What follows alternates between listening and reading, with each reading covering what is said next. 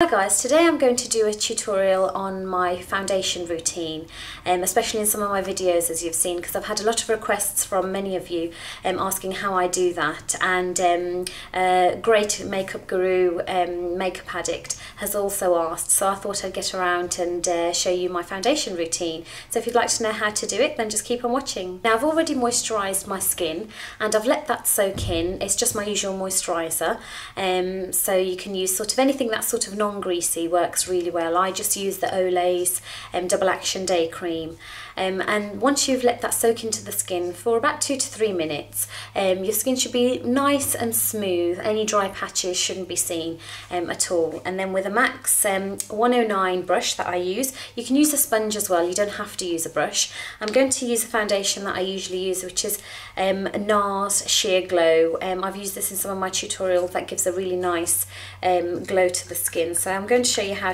I use this onto my hand. Now this one in particular is quite runny, so you just have to be very careful because it doesn't come with a pump. So I've just placed a bit on my hand there, and the colour I'm using is NARS Sheer Glow in Stromboli. So just sort of work your brush into the foundation and then just start to apply it in sort of gentle outward strokes.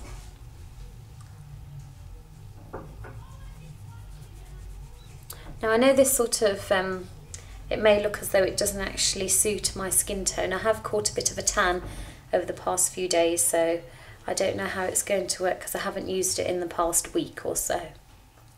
But before then it really matched my skin tone really well, because my skin is quite yellowy, and this Stromboli colour has a nice yellow base to it. So just work it in.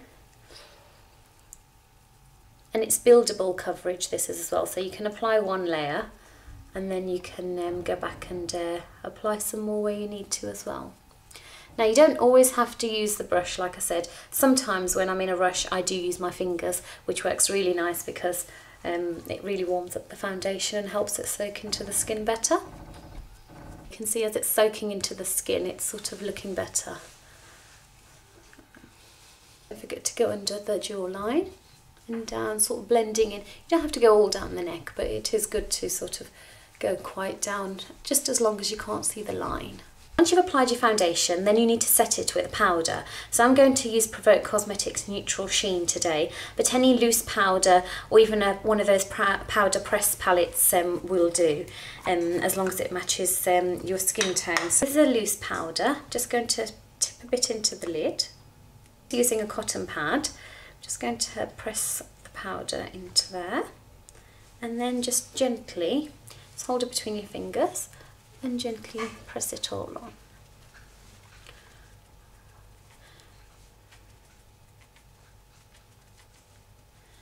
If you press it into the skin, it'll help the foundation work into the skin and set better as well, and it will help your makeup last a bit longer.